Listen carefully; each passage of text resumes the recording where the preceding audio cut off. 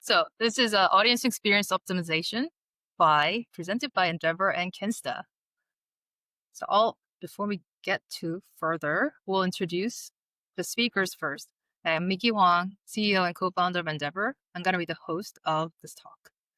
And Matt, why don't you introduce yourself? Yeah, I'm Matt Dorman. I'm president of Ndevr and co-founder along with Miki. And hi, I'm Roger Williams. I'm the partnership manager for North America at Kinsta, and I'm super excited to be here. Hi. I was actually expecting a little more explanation than that, but yeah, I started it. Sorry. I followed your role. You're telling us what we're supposed to be doing. This is very scripted, everybody, just so everyone's aware. We've been practicing Do you want my whole life story? I mean, I could fill the 30 minutes if you'd like. No. Before we explain what audience experience is, you might be wondering, what is audience experience? So it's actually part of Ndevr's 3E framework. It's 3 key experiences, what we called is 3E framework. So it's audience experience, creator experience, and developers experience. So audience experience is pretty much what you see, feel, and interact on the front end of your website. And creator experience is the backend editorial and creators, content workflow, content publishing workflow. Anything related to that is creator experience. And developer experience is like an engine room. So technical foundation of that powers your website. DevOps, code related, feature development, and anything related to that is developers experience. Why it's important components of making a resilient platform is that your platform is like a 3-legged stool. So audience experience, developer experience, and creator experience has to all work together and also individually have to be strong to make sure your platform doesn't tip over or like have issues or doesn't scale or not secure. So it's just like the 3-legged stool. If one of the legs is weak, it's going to wobble and tip over. So that's why we think that all 3 experience has to work coherently together to make the truly resilient platform. Audience experience is one of the key ones, and I wanted to highlight and focus on that today. Why is it important though? Why is it important to optimize your audience experience? Is we wanted to relate to the actual impact on the business side. Impact on revenue. This is pretty much one of the biggest things that you concern as a business owner or anyone with C-level or anyone who's working on your business. Slow load time means lost sales. Put it into the actual perspective of in real numbers. 1 second delay of page load time can result in 7% deduction in conversion. And for companies like Walmart, the retailer that's online e-commerce store, they found that 1 second improvement of page load time, their conversion increased by 2%. In real dollar amounts, so they were doing 10 million in revenue, for example, that means that 1 second of improvement increased $200,000 on revenue. Conversely, downtime is a revenue killer, especially during peak season. Now there's a Black Friday coming up and holiday season coming up, and there is potential peak on your traffic on your site. So it was projected that this Black Friday downtime will cost retailer estimated $675 million right now. And then to kind of give you a real example that happened is that J.Crew lost $775,000 in 5-hour downtime. And Costco lost $11 million in 24 hours of downtime. So it's pretty significant impact. And also, your audience experience impacts your brand image and customer trust. So first impression matters, you know that. But what does it really mean? That 47% of customers expect your website to load under 2 seconds. And I know the industry standard for the longest time was 3 seconds, but now it's even shorter. People's attention span is getting shorter and shorter. So now people expect 2 seconds or less for your page to load. And security breaches erodes trust. Percent of customers will stop doing any business with a company that's known to have security breaches. I mean, obviously if you are one of them, you probably would be part of what's at 81%. This is why the audience experience for your website is very important, and optimizing it is also very important. So we'll cover four key areas. These aren't the only areas to improve your audience experience, but it's a baseline key areas, so we wanted to cover these first. Start with core web vitals. We hear this term a lot, and many business leaders aren't sure what it actually means for their bottom line. So Matt, can you break down core web vitals in plain English? What are we actually measuring, and why should CEOs and CMOs care about these metrics beyond just Google rankings? Yeah, the actual terms are complicated, and even like the three-letter acronyms. Roger was making fun of me earlier because I can't remember them all the time. But if you think about it from a user's perspective, right? Google is basically trying to say, because they used to say performance was based on page load, but that didn't really mean anything because page can load, but they have things like they call it content layout shift. So if you've ever watched a page load in and then things are moving around, like the logo moves, shifts around, the navigation shifts around, that's a layout shift. So it's a really jarring experience from an end users because obviously the page isn't loaded yet. So they put these three metrics in place to basically give the idea of when a user is looking at the page, what's the most optimal for them to start engaging with it. So that's the simple way of putting it, I guess. The actual metrics are really just scales of how you improve all three to get to the perfect level. So from development perspective, what are the most common issues you see that hurt these scores, and what's your approach to fixing them? Bloated WordPress themes are the worst thing, I, I would say. I mean, that's the easiest area to like critique, I would say. And not just WordPress, like any theme out of the box almost that has a bunch of extra features added to it, right? Like a bunch of sliders and stuff like that. I only get exposure to a few sites that we work on, and I know Roger Kinsta sees it across the board. I don't know if you guys get complaints at Kinsta for slow loading sites. Well, yeah, I mean, the interesting position for a host, right, is we kind of get blamed for everything Right. because and so that's where it gets a little bit tricky, right? Especially for our support team, is trying to like figure out, hey, is this on the hosting side? Is this on the website side? And then somehow, diplomatically point out, hey, your website could use a little bit of help here, and that's where Ndevr comes in, of course. Yeah, I mean, the reality is, if it's a front end user experience, it's not going to be your host. Let's be real. I mean, there's things that can be the host if there's like a global outage or something that's causing things to load slowly, but most likely it's the theme. So, like things to fix would be fonts. That's the biggest like layout shift thing where fonts are loading in, but they're loading in last and then they change. So sizing and everything changes around. You can load things in the correct order, things that are above the fold. So your primary image, your logo, like I said, your navigation, these things that are above that area of a fold are very important to load instantly and first. And no, not really too many out of the box themes will do that for you. You have to do some customizations. There's some plugins that'll help around that process, but I found even those will only get you so far, and they'll help you load certain things, but not the full like first view right away. Well, that leads to Roger. I know you get blamed for everything, but aside from the just blame, from the hosting side, how does the infrastructure and server setup impact core web vitals, and what can a managed hosting provider do that a business can't just achieve on their own?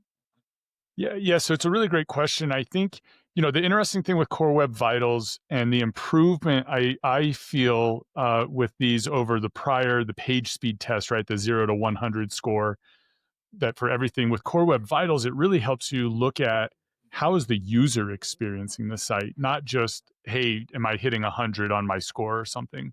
And so from a hosting perspective, I think the most important thing for people to look at is the largest contentful paint, right, is how quickly it's loading. And so TTFB, or time to first byte, is the number that you're looking at in that. And that's really where the host has like the most impact. And so that's where, the browser makes a request to the website, and then how soon is the website starting to send traffic back? And the host has direct impact on that. That's, how the infrastructure is set up, how the web server is optimized, and the database and everything. And so making sure that that number is really, really small. Google is currently telling us like 200 milliseconds is kind of where you want to be shooting for, if not faster. And so a managed host comes in and can really help to optimize and making sure that that TTFB is happening really quickly. And then, like I said, with the other things, the web server at Kinsta, we use Nginx. There's others out there. We like the performance of Nginx, and we've tuned that specifically for WordPress so that it's working very quickly and efficiently. And then also with database optimizations and things like that. So that's really where you want your host to be focusing on, is making sure that those components are all set up and optimized. And then obviously, using fast compute. We're on Google Cloud, and really making sure that things are moving very quickly for you. And then adding in other things that we're going to talk about, I'm sure, is caching layers and CDN, and making sure that all of those things are up and working. And one thing I just want to go back just for a second on the user experience thing. Jacob Nielsen, of course, everybody's favorite person when it comes to user experience, they pointed out years ago that when they talk to users about past experiences of a website, what does the user kind of think about? Oh, hey, how was that experience? Site speed is something that immediately comes up, and so your site speed becomes part of your branding. And I think that that's a really important thing for marketers and other non-technical people to be thinking about. Users are noticing this, and it's staying with them. Yeah, it's basically essentially it's your first impression or your longest lasting impression to a brand, where if their website and content is loading slow, you make a lot of assumptions, I feel like. Like, unless it's a known brand, they're allowed to have issues for some reason, even though they really shouldn't. But like, if apple.com gets slow for a few weeks, no one really cares. But, if some brand new electronic company is displaying and they're getting a lot of traffic and they're, whatever, everyone's going to know that, and everyone's going to remember that, well, if that's a problem, then what are the other problems that they're having? Absolutely. Yeah, so to kind of break the misconception, we're jokingly talking about the blaming hosting provider solely or developer solely. It's really the collaborative effort of the team to make sure the developers optimize the code and content, while hosting provider ensures the infrastructure can deliver it quickly, right? For sure.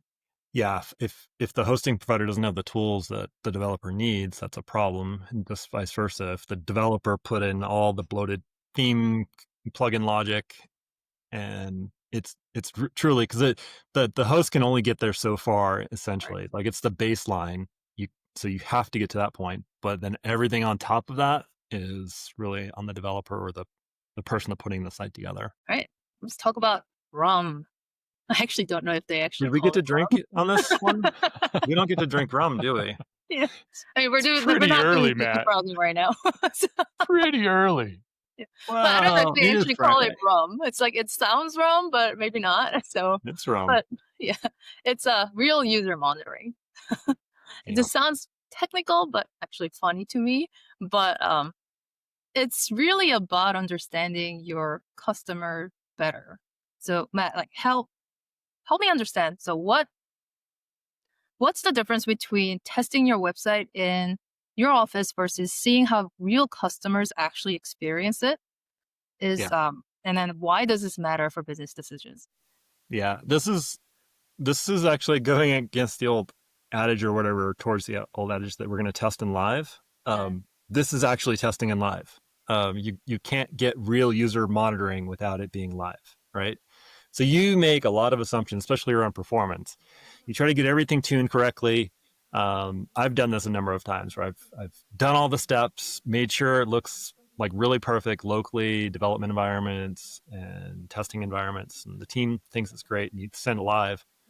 And then if you're able to have a tool that does real user monitoring, so real user monitoring is actually what it sounds like. It's monitoring actual end users and giving you results based on the real people. So they might have good connections, bad connections. They're going to get the real life connections and devices, because they might have, I can't even count 70, 80 tabs on each screen that I have on, right? That's affecting my performance. So my experience on a website might be slightly worse than other people, right? So it's going to get all those real people. So if you have a specific audience, maybe you have a specific audience that's overseas and they don't have a great data connection, but you've Right. been testing off of an amazing US based connection, right? Now you're going to get those numbers, and they're going to drastically affect your real user scores. And Google will give you some of this data as well, because they're collecting it all the time through Chrome. What kind of surprises do you typically find when you start monitoring the real user data? Was there any example of where the data completely changed how the client approaches their website? So specific around performance, I've definitely seen the largest contentful paint, I would say, being it actually is slower a lot of times than just specific testing. And again, that's because there's so many other things that are processing on a real user's machine versus when you're testing things and you're like locked down to doing one thing. It's not that the site performs any differently, the actual site. It's just the fact that there's so many other kind of variables for real users. They might be, and the other thing is that actually this is a good one where you get a better idea of like if your main audience is coming from Facebook because of shares and things like that. Well, Facebook, it has its own browser, right? It has its own window browser. That's horribly performant in general. So if you start looking at those numbers on the face, and that if it's your main audience, you really have to trim down your website, because they're going to be, if you have a bunch of JavaScript going on, doing a bunch of things, it's not going to be that performant through the Facebook or X browser, or, the various social media companies have their own browser on their apps. Roger, from hosting perspective, how do you help business collect and act on this real user data? And what tools and insights can a managed hosting provider offer? Yeah, this is another interesting question, and I don't necessarily have a super great answer because, again, this is getting after the host, right? We've delivered the Right. site. We have a lot of tools to help, troubleshoot all of this. So at Kinsta, we have an APM tool, that's application performance monitoring tool. That's not something you necessarily want to have running all the time because it does use up resources, but it will show you specific queries and function calls and help you kind of see, hey, what's taking so long in your application, and help you kind of determine where you might want to make some changes and things like that.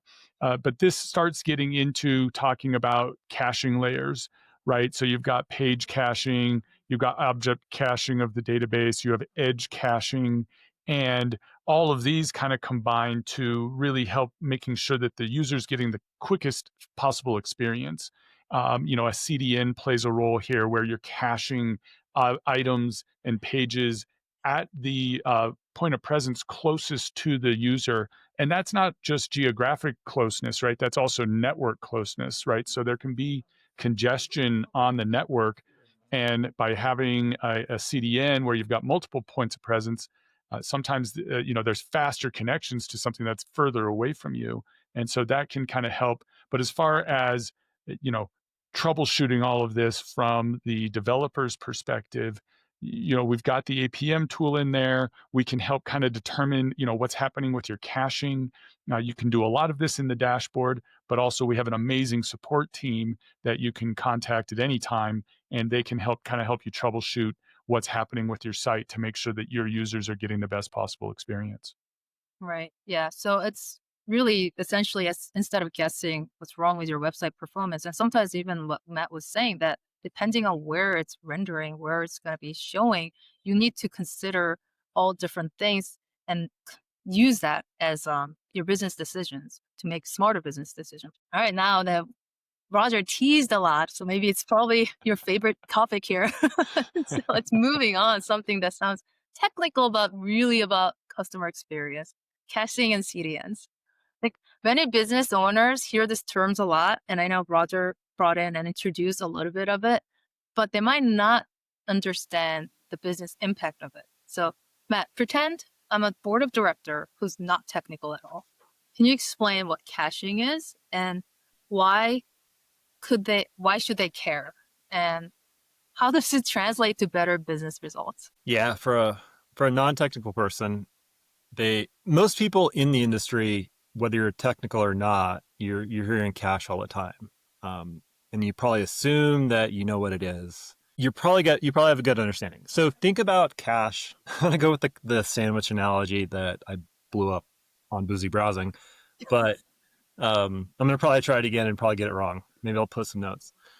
Um, think of if you think of cache, it's something that's put all together and given to you. So if you think of it as like going to the grocery store, and so I have to go to the grocery store, I have to get my lunch meat, my mayo, my mustard, my lettuce rather, tomatoes, like all the things that I want to make a sandwich. Then I got to drive home and I got to put it all together, and I got to put it on my plate, and then I can eat it, right?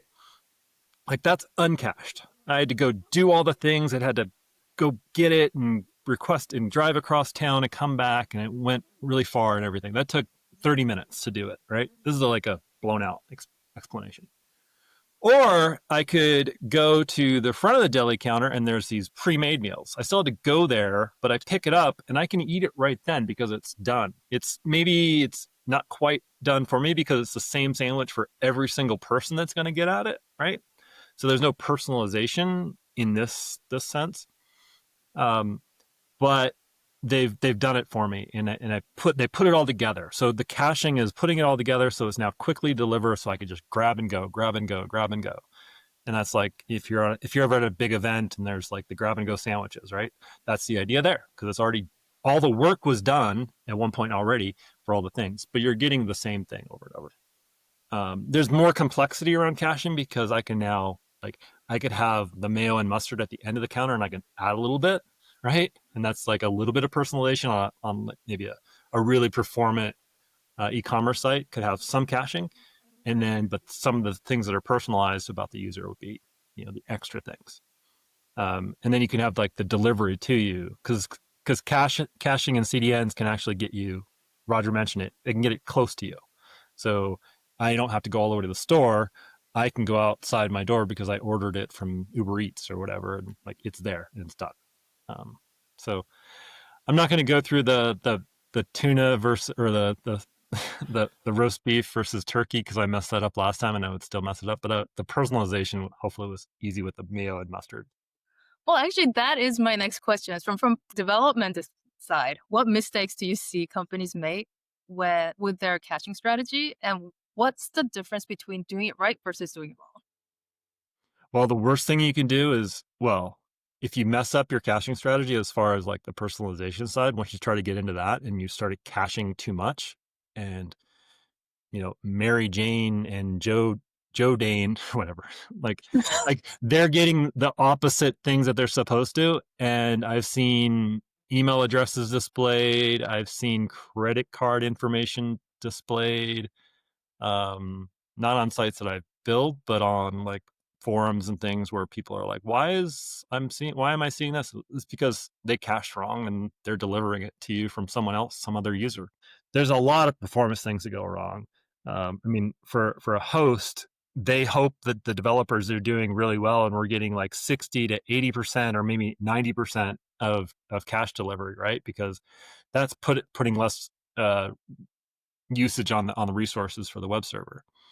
So the better we can do there, right? For sure. So Roger, leading to, I think you briefly mentioned CDN. So CDN stands for Content Delivery Network.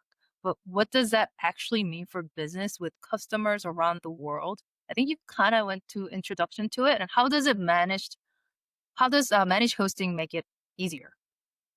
Yeah, sure. So CDNs have been around for, over 20 years now in different forms and whatnot. And the basic idea, and I love the sandwich analogy. Nice job with that one, Matt. Another analogy that I've used in the past is water towers.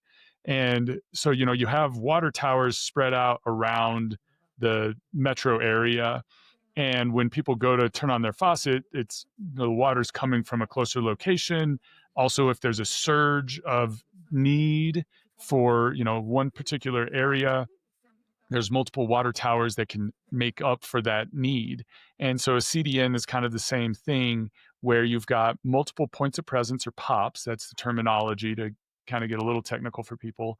And you're, again, like you pointed out, the hope is that the developers have set up their assets to be as cacheable as possible. You want to avoid, obviously, caching things like credit cards, and I don't want to see what's in your shopping cart, and you don't want to see what's in my shopping cart. So there's some precautions that need to be taken there. Most of that's pretty solved by this point, though. Unless you start really doing some crazy tweaking on the code base, you should be able to avoid that. But getting back to the CDN, the hope is that we can cache as many of those assets out onto the various points of presence or the edge of the network.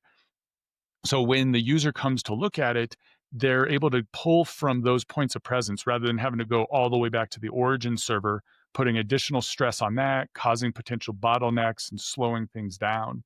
And again, getting back to the original premise of this whole presentation is we're trying to be as fast as possible.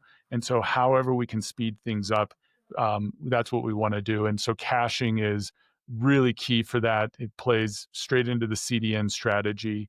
And again, having a managed host set up and manage all of that for you is, again, one less thing that you as a business owner or even a developer need to be worried about. And so a good managed host has these things in place, has default rules already in there. So for instance, we're not caching the login page for WordPress. We're not caching the shopping cart by default. You can, of course, go in there and make some modifications, but you want to be careful of all of that. And again, this is where also having a good support comes into place. If you're trying to do some different things and you're maybe having some issues with it, being able to talk with a support person and understand maybe how the host is by default routing caching and how you can kind of play with that, maybe ask them to make some modifications, within reason, to really get more performance out of the site. So CDNs are absolutely critical at this point for websites. I think you answered. So I was going to open up this question for both of you, but I think you answered a lot of it. So if company invest in proper caching and CDN setup, what kind of improvement should they expect to see in their conversion rates and customer satisfaction? Well, Matt? you talked about the 1 second equates to 10. I don't know what percent it was anymore, but like you're easily going to shave a second off of the rendering side. No CDN versus adding a CDN. It's just instant. No matter how performant you can make a CMS, it's never going to be as performant as a CDN. Like magnitudes, like can't even measure the impact there. And that's just performance. I think Roger kind of mentioned, like when you scale or when you have traffic spikes, it's even bigger because the CMS has to work even harder, and there's people, then they have requests being basically waiting. CDN doesn't do that. Like it just explodes with however many requests. It just handles it because that's what their architecture is built for static responses. So yeah, the minimal investment, especially, when you go with the managed host, I don't know any managed hosts of like WordPress specifically that don't offer CDN at this point.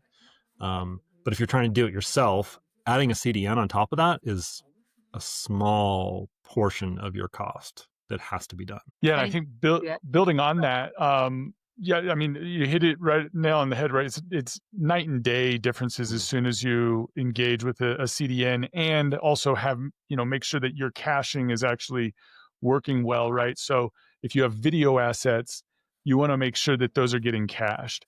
Those are massive assets, and having those out on the edge of the network not only is going to make them faster for delivery, but as Matt's pointing out, Black Friday is coming up. When you have 10x, 100x, 1,000x visitors hitting your site because you're doing amazing advertising and everybody's clicking on those links, you want everything to not only load quickly, but you want them to load, right? Getting back to another point that you brought up early on is downtime just crushes your brand, right? There's just nothing worse. Like, oh, I guess they're out of business and I'll just go on to the next next company now. So, a CDN plays a massive role in that. And yes, sure.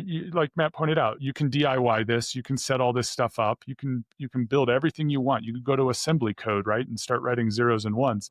But using a managed host that's already doing this, has the years of experience of managing these, has seen multiple Black Friday events, and is ready to handle all of this for you is going to be immeasurable, right? You want to be focused on your marketing, you want to be focused on your advertising. You want to be focused on your customer support.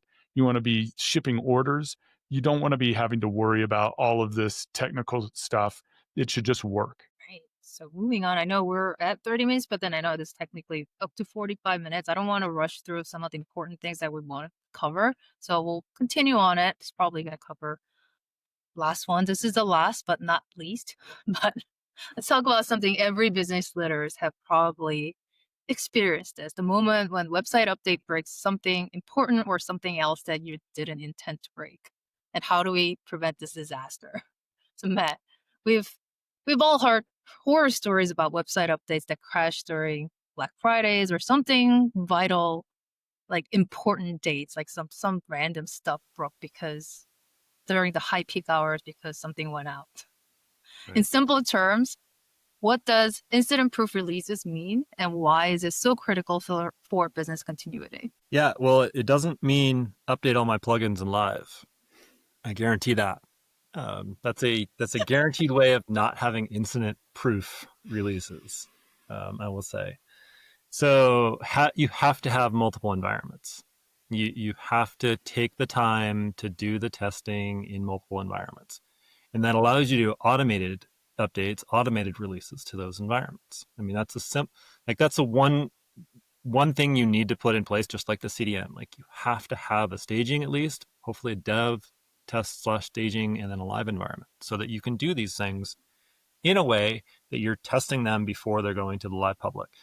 Um, no WordPress plugin should be updated in live unless you're ready for the site to go down at any given time. Like if you're okay with that happening, then sure, click update in live. I mean, I do it, but I'm ready to fix it. Like I know that it's going to break at some point, and I'm taking that risk sometimes. It's not because I'm trying to shortcut the process. It's usually because there's a major issue that we're trying to debug in live, right? Like for whatever reason. And that's not a good excuse, but that's like a description of incident-proof releases. You have to have a process to get to a staging environment and then testing and then go live. Because yeah, like I said, the only live testing you should be doing is the real user monitoring. You really shouldn't be testing if a plugin works in the live environment. Yeah, I mean, I think this covers some of this actual question, but I don't know if there's anything to add on it. What's your process for ensuring that when we push new features or updates, we're not risking revenue generating parts of the website to break? It's testing procedures. So going through automated testing as well as maybe scripted testing. This is where we haven't even talked about AI, but this is where AI can get a little interesting, where you can have AI agents and users actually utilizing your staging environment and making kind of real user decisions on your site. So you can just let it run during a deployment. The simple ones and the more likely ones are you're taking screenshots, you're comparing screenshots. If you're not doing feature update or major design feature updates, that'll check for layout changes. And then all the kind of testing of submitting forms and things like that. So Roger, for hosting infrastructure side, how do you support safe deployments? What safety nets can managed hosting provide for the business might not have on their own? Yeah, no, I love this question, and I always think back to Bill O'Reilly, right? The Inside Edition, do it live. I don't know if I'm dating myself here, right? But Matt brings up a great point, right? Be careful in your live environment. Again, downtime is not good. If all you do is business on the internet, when your site is down, people are just going, oh, they must be out of business. So you want to be really careful with this. At Kinsta, we've come up with a number of ways for you to manage all of this, depending, and I think there's risk assessment here, right? If you've got a business that's generating significant income, then your risk assessment needs to be much higher, right? You need to be doing staged environments, you need to be doing planned rollouts and taking your time with all of this. With an e-commerce website, there's a lot of moving parts and you don't want to miss any of them, especially with like a WooCommerce site where there do tend to be more plugins involved and they interact with each other in different ways. And so you want to be careful with all of this. So we've got staging environments that you can set up and utilize and push your deployments to and test there and then push that to live when you're ready to go live with it. We also have an automatic plugin and theme update tool that does visual regression testing. And so with this tool, before you update a plugin, the system takes a screenshot of various parts of the website and then makes the update. And then it takes a screenshot again. And this is really fast, milliseconds. And if there's a difference, it reverts back to before the update. And so that tool can save a ton of time for smaller businesses who maybe don't have the staff or maybe, don't have Ndevr on full time for making these updates.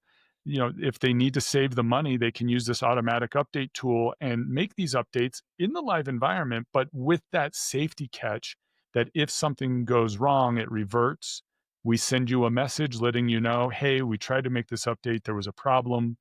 You should go ahead and do some testing and figure that out. We also do daily backups. We allow you to take backups regularly. And the nice thing at Kinsta is we're doing Linux containers for all of the sites. So when we do a backup, it's actually a snapshot of the entire container. And so when you go to restore that backup, it's really fast. And that was one of the things that's always blown me away when I came here was like, wow, the backups, not only do they work, which is the thing you want to make sure you're testing, but they also just happen really quickly, which when you're in that situation where you need a backup to load really quickly, every second counts. So that's how we approach all of that. We give you lots of options, lots of flexibility, depending on your risk assessments. Yeah, so this is really about protecting revenue and customer trust, which is two main things that we talked about in the beginning, and making sure that innovation and improvements don't come at a cost of reliability for the business. All right, so to wrap up, I know don't get distracted by all the shout outs. I know we're a little over time, but then we'll also have a replay later on so that you can catch up on that if you missed the last Don't we parts have of the it. audience clapping now? Oh, wait, so I thought I you, have, I I have thought you more wrap croaked up at the questions. last meeting. I don't know. Did we earn the applause? I was Well, hoping let's I see. so. I think I, so. I do like how the non-technical person answered in more technical terms than the developer. Oh, yeah. Roger gets that. Even throwing in assembly language and zeros and ones and I'm just showing off. pops I'm once a reading. I'm yen. reading from a script. I'm reading from a script. That's well, you're AI. That's right. I forgot we made you AI this time. So I All am right, so hungry now, though. I do want a sandwich. I gotta say. yes. oh, wait, I do have a wrap up question, like some of the departing questions I wanted to ask both of you. So, looking at all four areas: core web vitals, real user monitoring, caching CDN, and incident proof releases, it seems like common theme is that website performance isn't just a technical issue; it's a business strategy issue. Would you both agree with that? Yeah. Yeah. I That's guess, an I easy guess answer. I don't know. Yeah, all right, cool. Absolutely. So, Now you're going to give us softballs the whole time. What happened? all right, fine. Like, I mean, these are not that hard questions. It's like very obvious for us. I feel like working together. So, for our audience of business leaders, what should they look for when choosing both development partners and hosting partners? How do you ensure that these two critical pieces work together effectively? Well, ask your current one if they've never sent you a link on a staging environment, ask them why. After going through this, because like we've mentioned, if you're on a good managed host, you're going to have a staging environment available, whether they're using it or not. That's who knows. Like that's one kind of base level, I think. Like the amount of times that I'm coming into a bad kind of we're taking over, Yeah, they didn't have a staging environment, or it was never used typically. Like how could you not use that? Yeah, no, I think to me, with WordPress specifically, right, agency and the host are two critical components. There's this idea that WordPress is DIY, it's open source, it's free to download. And yes, when you're starting out, or if you have a personal blog or something, sure, go for it and learn these things. The more you learn about this, the better you're going to be able to talk to the agency, the better you'll be able to talk to the host. But once you have any type of revenue occurring, you should be bringing in experts. So you should be bringing in an agency. You should be working with a managed host. I like Kinsta. I like Ndevr. I highly recommend both of those. And more specifically, you should be looking at them to be really good partners with each other and communicating with each other, so that when there's an issue, I mean, it's technology, things happen. How are they going to respond to those? How are they working together to figure out what the incident response should be? But then also, getting back to what we're talking about with staging environments, what is the process? How do they work together in that? And how much are they utilizing each other's tools? If there's an APM, is the APM getting utilized? How often is that getting utilized? To just double check the work and make sure that, again, the most important thing is the end user. How is the end user experiencing your site? And please, everybody, don't forget, mobile still is important. It is shocking to me how many times I go to a website and buttons are jumping around all over the place, and I'm misclicking on a Mhm. button because it's moved. That's ridiculous. It's 2025. Mobile first came about at least 15 years ago. Like, we should be on top of this. So I would be hitting up your agency and your host to make sure that they're in good communication with each other. If you're making money on your website, you should be talking with both of them regularly and just doing checkups on, hey, how are things going? What's coming down the pike? What should we be looking at next? How are we integrating with AI? All of these great questions. Just communication is really key. Yeah. So this is my last question, I promise. If someone watching this wants to start improving their website performance tomorrow, what's the first step you recommend they take? Higher Endeavor. Use Kinsta. Thank you.